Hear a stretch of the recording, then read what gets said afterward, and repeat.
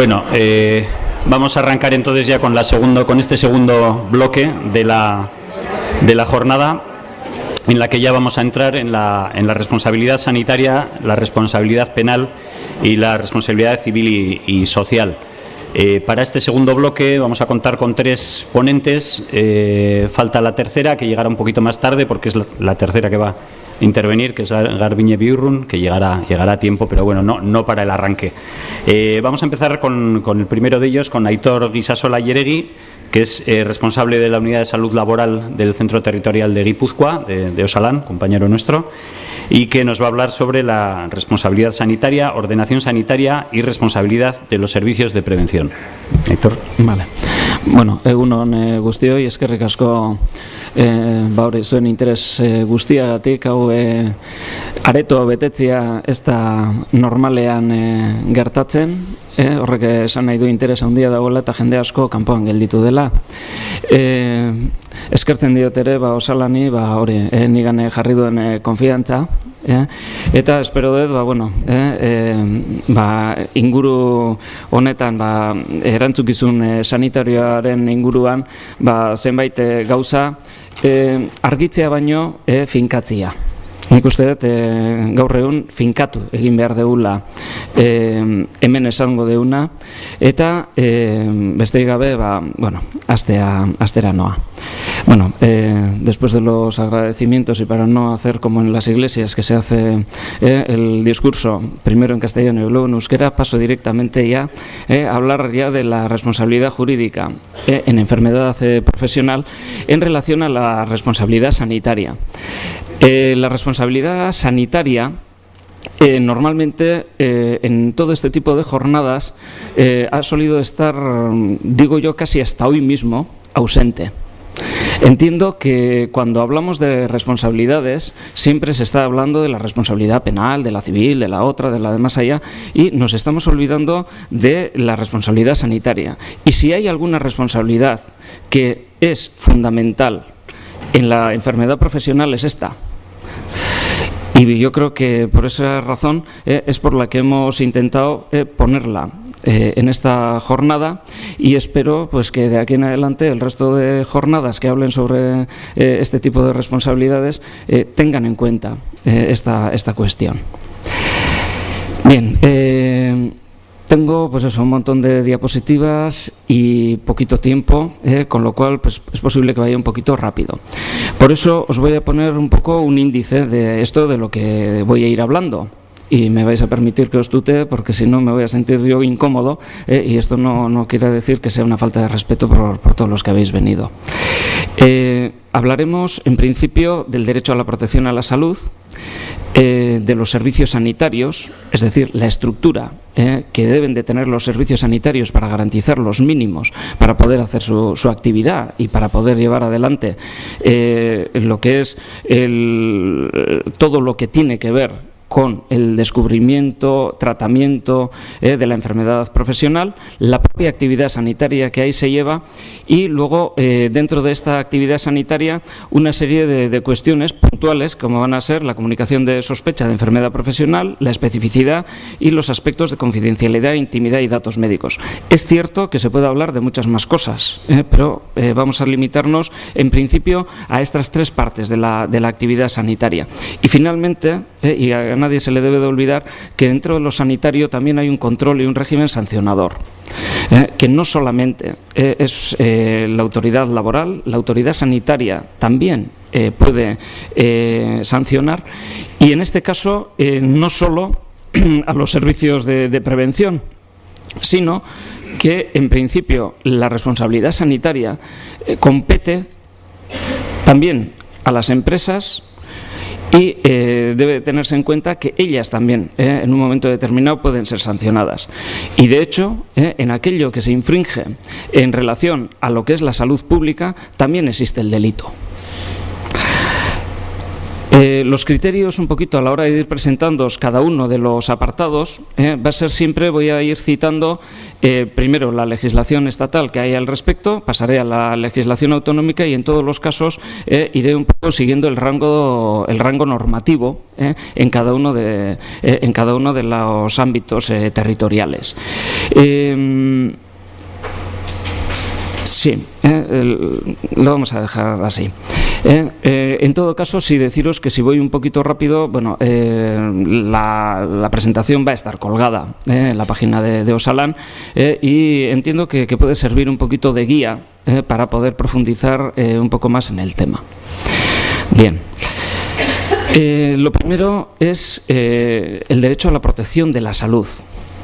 El artículo 43 de la Constitución reconoce el derecho a la protección de la salud e indica que compete a los poderes públicos organizar y tutelar la salud pública a través de las medidas preventivas y de las prestaciones y servicios necesarios.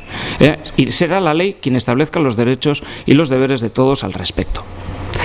El derecho a la protección de la salud, uno de los hitos fundamentales en este esfuerzo para hacer efectivo este derecho a la protección de la salud fue la Ley General de Sanidad, que estableció los principios y criterios que han permitido configurar el Sistema Nacional de Salud, entendido como el conjunto de servicios de salud, ¿no?, de las comunidades autónomas y del propio Estado. En este caso, aquí Osakidetza. Pero debemos de entender que no queda circunscrito únicamente a la parte de la sanidad pública, sino que también la sanidad privada y todo aquello que en este caso tendrá que ver con los servicios de prevención también está incluido y está afectado dentro de esta Ley General de Sanidad. La Ley General de Sanidad nos indica una cosa, y es que aunque el derecho de la protección a la salud se ha interpretado usualmente como un derecho a recibir cuidados sanitarios, el artículo 3 ya establecía que entre los principios generales que el sistema sanitario no debe orientarse fundamentalmente a la atención sanitaria, sino a la prevención y a la promoción de la salud. Y ahí es donde nace todo este derecho y todo lo que tendríamos que hacer en relación a la prevención y la promoción, que es precisamente las actividades sanitarias que se tienen que llevar también desde los servicios de prevención. En su preámbulo, la Ley General de Salud Pública, 25 años después, no es que no haya habido otras, pero la última, la del 2011, nos dice que la excelente respuesta que hemos dado al requerimiento constitucional de protección de la salud en la vertiente del cuidado de las personas debe de complementarse, porque a pesar de que hace 25 años ya se decía esto, se tiene que complementar con la vertiente preventiva y de protección y promoción de la salud. Los servicios sanitarios resultan imprescindibles, pero no es el dispositivo sanitario, el asistencial, el principal condicionante de nuestro nivel de salud. La salud se gana y se pierde en otros terrenos. El lugar de trabajo dentro de esta Ley General de Salud Pública está recogido por todos los lados, desde su preámbulo, siguiendo por sus artículos y más allá de los artículos dedicados a la salud laboral, está continuamente haciéndose referencia dentro de las leyes de salud pública a la salud laboral y a la salud de los trabajadores. La Ley General de Salud Pública derogó los artículos 21 y 22 de la Ley General de Sanidad que se dedicaban a la salud laboral y los introdujo en el capítulo cuarto, donde se habla de la protección de la salud de la población. En este capítulo cuarto principalmente recoge 3 artículos, el 32, 33 y 34, y en estos artículos, digamos, se recoge lo principal, pero sin embargo, vuelvo a repetir, toda la ley de salud pública está plagada de referencias en diferentes artículos y en algunos luego posteriormente también se irá viendo, referidos a la salud laboral.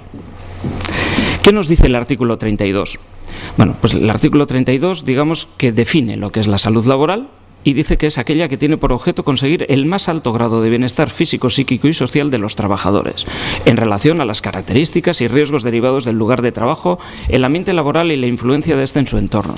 Es decir, que así como la ley de prevención de riesgos laborales marca cuáles tienen que ser las relaciones a nivel laboral y cuáles son las protecciones que debe de disponer el empresario en relación a los trabajadores, etcétera, en la ley de salud laboral o en la ley de salud pública lo que nos indica es algo más que todo esto.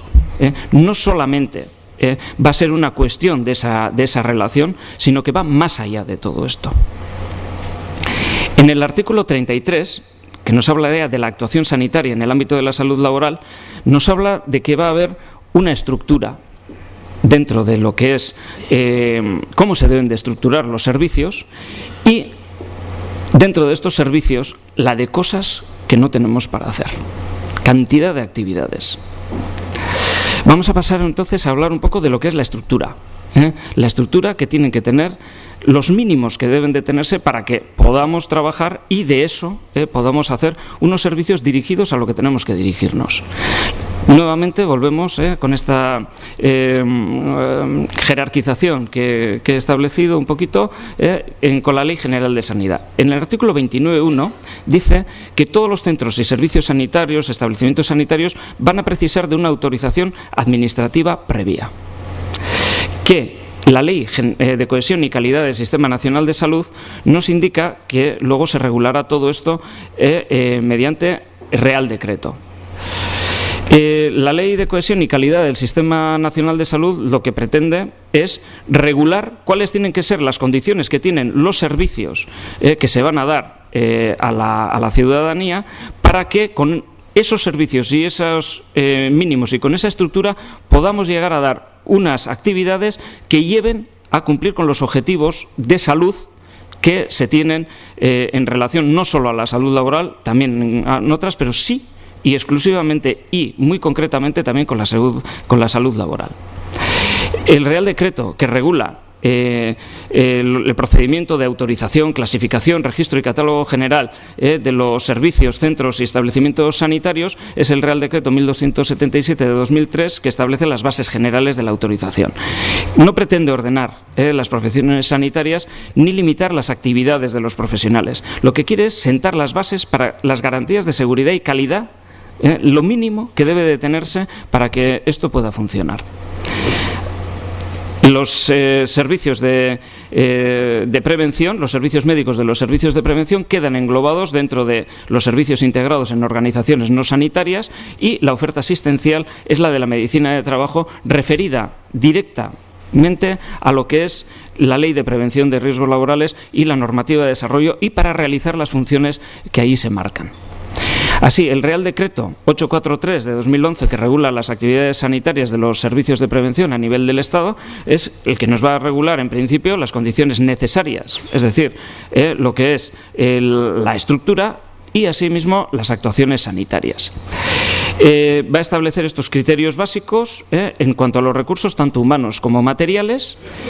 Y aquí un inciso que quiero hacer, por seguir aquella jerarquía legal, etcétera, la Ley de Ordenación Sanitaria de Euskadi, ¿qué nos dice? Y esto lo digo porque el 843 introduce unas novedades en relación a todo lo que tiene que ver con la subcontratación y sobre todo con la colaboración entre servicios de prevención, muchos de ellos de fuera de esta comunidad autónoma, en la cual la Ley de Ordenación Sanitaria nos dice una cosa, y es que las estructuras sanitarias que no dependan directamente de la Comunidad Autónoma de Euskadi y operen en su ámbito territorial, cualquiera que sea su titularidad, se sujetarán a las normas de ordenación dictadas para garantizar la tutela general de la salud pública y ejercerán su actividad conforme al principio de autorización administrativo-sanitaria previa. Es decir, todo aquel que pretenda desde fuera actuar en esta comunidad autónoma, actuar a nivel sanitario, precisa de la autorización administrativo-sanitaria previa. Debe quedar bien claro esto. Sigamos. El decreto que aquí, en la Comunidad Autónoma del País Vasco, regula la autorización de centros, servicios y establecimientos sanitarios con carácter general es el 31/2006, que en su ámbito de aplicación nos indica que en lo relativo a las actuaciones sanitarias de los servicios de prevención, el decreto de aplicación es el decreto 306 que regula las actuaciones sanitarias de los servicios de prevención, y en todo aquello que resulte compatible será aplicable también el decreto de autorización de centros y servicios y establecimientos sanitarios general. Este decreto 306 del 99, lo mismo que el 843, pero con una antelación de 12 años que nos ha permitido ordenar en esta comunidad autónoma los servicios sanitarios, las actuaciones sanitarias, de una forma yo creo que mucho más avanzada y de una manera mucho más rigurosa que en el resto del Estado hasta el día de hoy, es el decreto 306. Y su objeto nuevamente era ese, el de regular las condiciones necesarias mínimas que tendrían que reunir los servicios de prevención y entidades auditoras, y luego las propias actividades sanitarias que desde ahí se fueran a llevar a cabo. Es decir, tanto los servicios propios, ajenos, mancomunados tendrán que tener unos recursos humanos y materiales determinados, y los médicos tendrán que ser especialistas en medicina de trabajo, diplomados en medicina de empresa, y la enfermería también tendrá que estar diplomada en enfermería de empresa.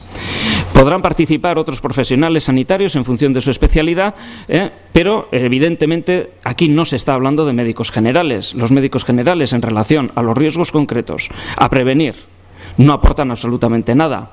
Sí, sin embargo, un neumólogo aportará algo en relación a una neumoconiosis, sí, un otorrino aportará algo en relación a los problemas auditivos en las personas expuestas al ruido, y estos sí son el personal sanitario autorizable dentro de un servicio de prevención, y a los efectos de ratio también tendrá su contabilidad.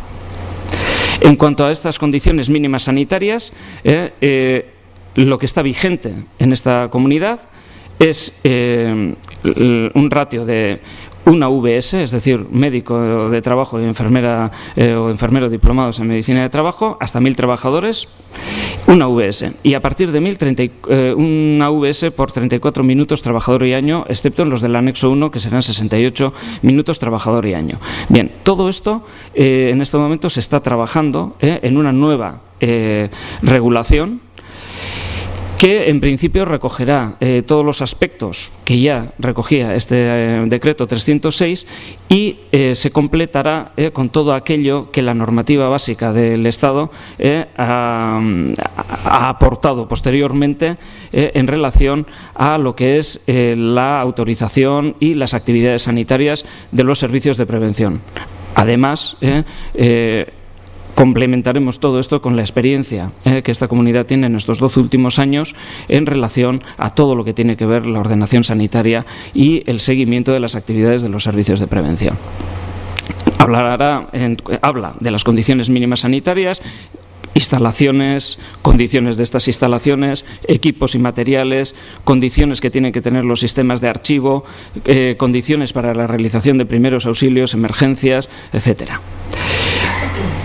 Hay una serie de diferencias que son las que tiene el Real Decreto, el 843 y el Decreto 306, que hay unas ligeras diferencias en ratios. Esas diferencias en ratios, en todo caso, bueno, me ponía ligeras y me pone una cara por ahí, no, hay diferencias de ratios. Las diferencias de ratio somos más estrictos aquí, y por lo tanto vamos más allá de lo que es la normativa básica, y entendemos que este es el modelo que esta comunidad autónoma precisa, este es el modelo que esta comunidad autónoma quiere para dar a sus trabajadores y a la sociedad en general en relación a la salud laboral. También hay algunas pequeñas, aquí sí, diferencias en medios materiales muy pequeñas, y el surgimiento de las nuevas figuras de los acuerdos de colaboración y la subcontratación de actividades sanitarias de los servicios de prevención, tanto propios como mancomunados, abre un campo que no estaba previsto en el 306 y que la nueva normativa irá recogiendo. No voy a entrar a desmenuzar todo lo que puede suponer ahora todo este tema, nos daría para otra jornada, y bueno, pues a ello nos remitiremos. Y pasaremos a lo que es la actividad sanitaria que tienen que hacer los servicios de prevención. La Ley General de Salud Pública habla en el artículo 33 de la actuación sanitaria en el ámbito de la salud laboral, que tendrá que hacerse de forma coordinada con empresarios y representantes de los trabajadores, y que va a comprender los siguientes aspectos: la promoción de la salud, la vigilancia de la salud, otros aspectos sanitarios de la vigilancia de la salud y de los riesgos laborales, y la promoción de la información, formación, consulta y participación. Es decir, que ya la Ley de Salud Pública, y yo creo que por hartazgo el resto de la normativa, lo que ya desde un principio nos estaban diciendo es que la actividad sanitaria de los servicios de prevención no son los reconocimientos médicos. Sí, pero no solo. De hecho, la Ley de Prevención de Riesgos Laborales nos habla de la vigilancia de la salud, nos dice cómo el empresario garantizará a los trabajadores la vigilancia periódica, que solo podrá hacerse previo consentimiento del trabajador, sujeto a 3 excepciones, en las cuales pues no vamos a ir ahora tampoco entrando, pero que también nos darían casi para otra jornada solas ellas, con una serie de condiciones en cuanto a los derechos de la intimidad, la dignidad y el respeto al trabajador, y que deberá de prolongarse más allá de la finalización de la relación laboral. Lo cual nos lleva a que muchas veces aquellos daños que se han creado en la vida laboral, luego tenga que ser la sociedad en su conjunto y a través del Sistema Nacional de Salud quien aborde sobre todo aquellas patologías más graves y su seguimiento. Por lo tanto, creo que socialmente estamos capacitados para pedir que desde las empresas y desde los servicios de prevención, y puesto que las repercusiones luego van a ser para todos, su actividad sea rigurosa. El artículo 31 de la Ley de Prevención de Riesgos Laborales también nos dice que estos servicios de prevención tienen que estar en condiciones de prestar asesoramiento y apoyo a la empresa, no solo para la vigilancia de la salud, sino también para la prestación de primeros auxilios, planes de emergencia, y todo esto está al mismo nivel que la propia evaluación de riesgos. Es decir, no está a menor nivel esto. Por lo tanto, esto de querer quitarse, de que esto no es mío, sobre todo lo que tenemos que ver con los primeros auxilios, planes de emergencia, etcétera, etcétera, tener en cuenta que es una función que debe de asesorar y debe llevar adelante el servicio de prevención, cuando está de una manera y cuando no está de otra, pero tiene que hacerlo. Las actividades sanitarias, el artículo 37.3 del Reglamento de los Servicios de Prevención ya dijo cuáles eran. Llevamos muchos años intentando ver mucho de esto. Sobre todo diría de la historia clínico-laboral. La historia clínico-laboral nos está hablando de que es preciso tener la afiliación del trabajador, tenemos que tener una anamnesis que tiene que ir relacionada con los riesgos, nos habla de que tiene que recoger la propia historia clínico-laboral, tiene que recoger los riesgos y tiene que recoger la descripción detallada del puesto de trabajo. Es decir, que cada vez que nosotros vamos a un servicio de prevención y pedimos la historia clínico-laboral y nos dan el último informe del reconocimiento médico, eso no es la historia clínico-laboral. Y que quede bien claro, la historia clínico-laboral es otra cosa. Y por esa razón se está en este momento también trabajando en la regulación de lo que es la historia clínico-laboral para que ésta recoja aquello que tiene que recoger, porque es la única manera que vamos a poder tener de relacionar aquellas cosas que hay en el trabajo, las condiciones de trabajo, los riesgos, con aquello que nosotros podemos ver en el trabajo a partir de hacer unos reconocimientos que sean específicos. Bien, hay muchas más actividades, se habla de que estará sometido a protocolos, que habrá una inicial periódica tras ausencia prolongada, que el personal sanitario tendrá que conocer a los solos efectos, y aquí está el límite, de ver si hay relación entre las ausencias y las enfermedades con las condiciones de trabajo. Y aquí está el límite, es decir, no se puede hacer control del absentismo. Se habla de actividad sanitaria de la vigilancia posocupacional, sobre todo en aquellas empresas que tuvieron unos riesgos en un tiempo determinado y que luego tienen que seguir haciéndolos porque esos riesgos generan esa necesidad y ese derecho. La vigilancia colectiva, que no es la memoria de decir cuántos fuman en una empresa o cuántos tienen el colesterol alto, sino seguir a las personas en función de los riesgos para hacer la vigilancia colectiva, que es la que realmente importa, y estudiar también pues, otras situaciones, la de las personas sensibles, el embarazo, el parto y los menores. Bien, esto desde el principio así estaba. Aquí estaba el libro blanco de vigilancia de la salud, y ahí es donde yo encontraba los exámenes de salud, ¿no? Y quedan ahí en un huequito, y resulta que hay un folio entero. La actividad sanitaria no es ese huequito, no es el reconocimiento, es todo lo que viene en esa hoja, todo. Y el propio libro blanco ya nos indicaba en qué momentos, nos daba bastantes pautas, como para que después de tantos años nos hayamos quedado solamente en el reconocimiento médico genérico. Entonces, las actividades sanitarias de los servicios de prevención, el propio 843 nos está diciendo que lo que tiene que hacer es desarrollar todas las funciones que en el apartado 3 del artículo 37, que es el que hemos visto anteriormente, están allí. Y además dice lo de los solos efectos, y además nos dice algo que tenemos que tener en cuenta, que no es legislación de seguridad social, que es legislación sanitaria, que nos está diciendo que hay una obligación, más allá de lo que tengamos aquí como procedimientos, hay la obligación de comunicar las enfermedades que podrían ser clasificadas como profesionales. Y por lo tanto, esto es algo que hay que hacer. Y que a quien no lo haga también tendrá que ver si el procedimiento de control, el procedimiento sancionador, también se podría llegar a aplicar aquí. Efectivamente, vienen las otras funciones: proporcionar primeros auxilios, la promoción de la salud, la formación, la información, la vigilancia colectiva, y participar también en todas aquellas actuaciones no específicamente sanitarias que son parte del servicio de prevención y las que uno actúa dentro del equipo multidisciplinar. Como vemos, más allá del propio reconocimiento médico, hay muchísimo trabajo que hacer. Y es una obligación sanitaria. Tendrá también que colaborarse con el Sistema Nacional de Salud, con las autoridades sanitarias en la vigilancia epidemiológica y en cualquier otra función que la autoridad sanitaria le pueda atribuir a los servicios de prevención. En cuanto a la comunicación de sospecha, pasamos al siguiente y es que el Real Decreto 1299/2006, que es el que aprueba el listado de enfermedades profesionales, etcétera, hablaba de esta comunicación, de las enfermedades que podían ser calificadas como profesionales, y entre las actividades de los servicios de prevención, como acabo de decir, una de sus obligaciones es hacer esto.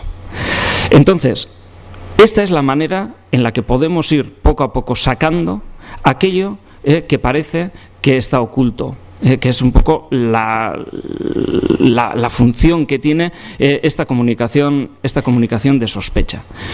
Si no se comunica, si no cumplimos con esta obligación que tenemos, malamente vamos a poder seguir trabajando en el tema de la enfermedad profesional, en que esta aflore y en que sepamos un poquito más de esa verdad. Esta comunicación aquí a nivel de la comunidad autónoma está regulada lo que es el procedimiento de comunicación por la resolución del 11 de diciembre de 2007 del director general de Osalan, y por la instrucción número 1 del viceconsejero de Sanidad, del director general de Osalan y del director general de Osakidetza para hacer lo que es esta comunicación de enfermedad profesional. A partir de aquí hay todo un procedimiento, ese procedimiento entiendo que es conocido y hay que utilizarlo. Hay que utilizarlo. La especificidad. No voy a decir más. Uno ve lo que le da la gana. Uno mira a donde le da la gana. Y si no mira, no ve. Más claro, agua. Y es más. Y es que la Ley General de Salud Pública nos dice sobre los cribados, y no está hablando del ámbito de aquellos 3 artículos de la salud laboral, nos dice que la normativa laboral puede prever la realización de pruebas de cribado para detectar estrictamente, y lo subrayo, los riesgos específicos y enfermedades derivadas del trabajo, de conformidad a lo establecido con esta ley. Es decir, que los cribados que corresponden a los servicios de prevención son estos y no otros. La práctica de pruebas diagnósticas a efectos de cribado debe de realizarse de acuerdo con los principios establecidos en el capítulo 2 del título preliminar y a los criterios científicos. Quedaros con lo de los criterios científicos, que volvemos a ello. Excluyéndose las pruebas diagnósticas indiscriminadas o que carezcan de justificación expresa de los objetivos de salud, que en este caso son los objetivos de salud laboral, que son los que tienen que ir a descubrir aquellas que tienen que ver con nuestro trabajo, no con lo que comemos en casa. Aquellas actividades orientadas a la detección precoz de la enfermedad, etcétera, es a lo que nos referimos cuando hablamos de los cribados. La Ley General de Salud Pública, un artículo después, nos dice: cuando se requiera la prueba de pruebas de detección de enfermedad, debe ser justificada explícitamente, y subrayo explícitamente, en base a los riesgos laborales específicos. Y es que lo dice así. a los riesgos laborales específicos, y debe de atenerse a los principios del capítulo 2 y a los criterios científicos. Vuelvo a los criterios científicos porque aquí están los criterios científicos y solo traigo una muestrita, porque podía haber traído para otra jornada. Y vamos a quedarnos con esto.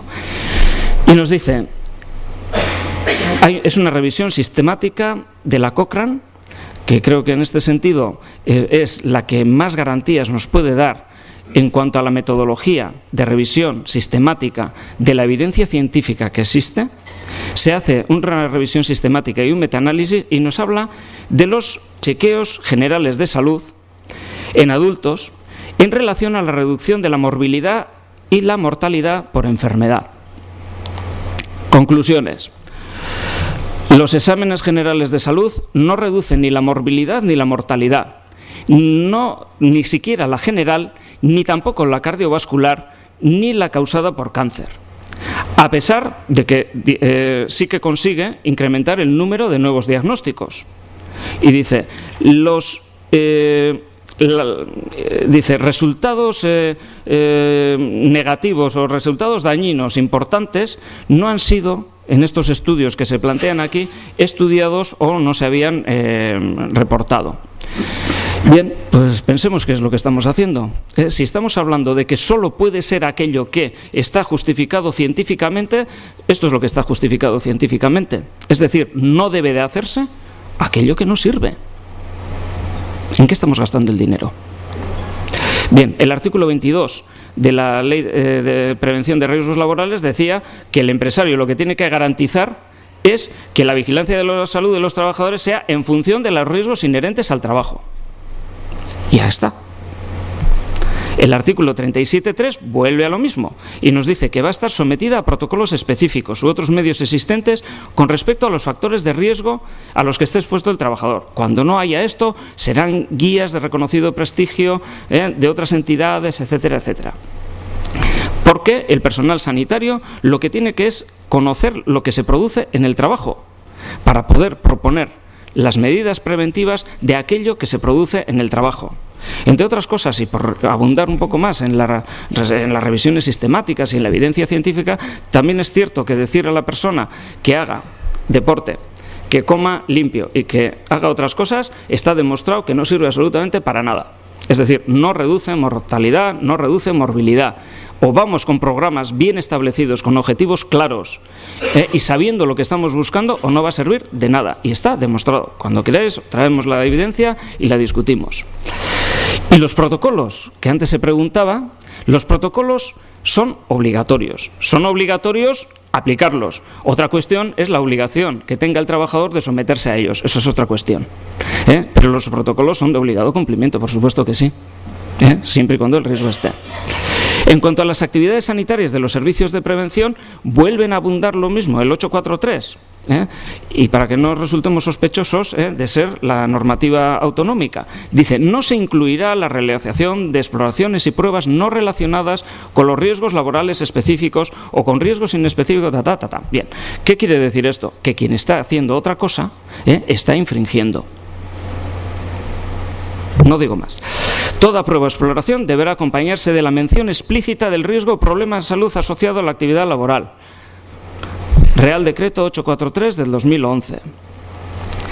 El decreto 306 nos habla de la historia clínico-laboral de la que hemos hablado. Y ahí volvemos a decir lo mismo.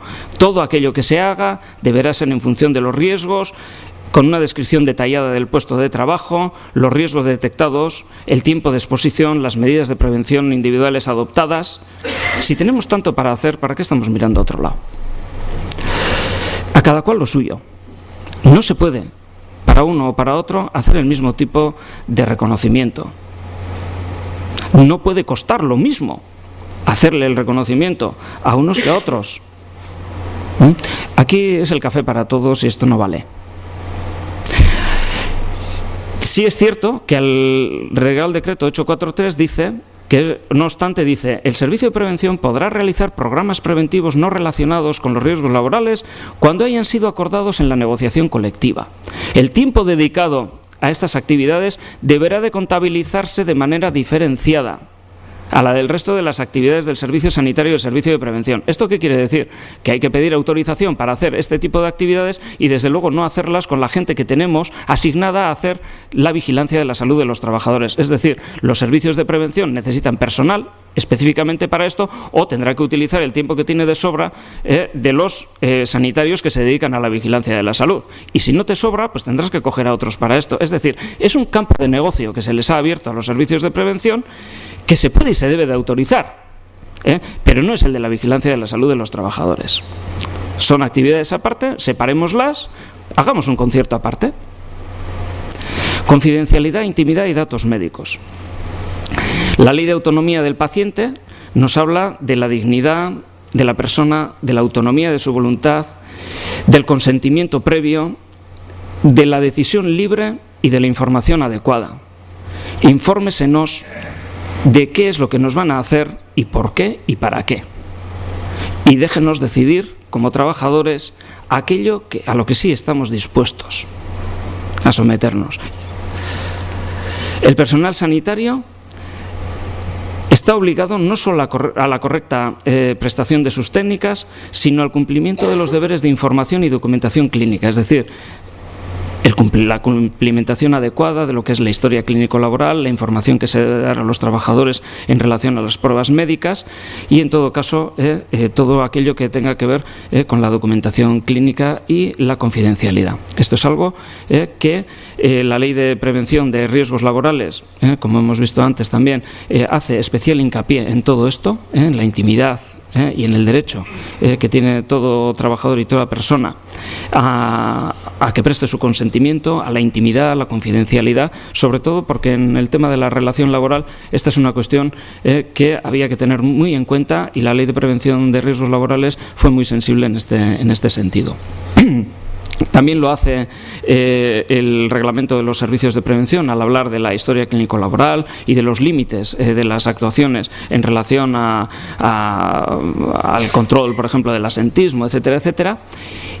Y el 843, en un momento determinado, cuando nos empieza a hablar de la protección de datos de carácter personal, empieza a trabajar ya el tema de cómo se debe de hacer el traslado de información de unos servicios a otros, cómo los colaboradores, los subcontratados, etcétera, etcétera, tienen que llevar toda esta información de acuerdo a la Ley de Protección de Datos.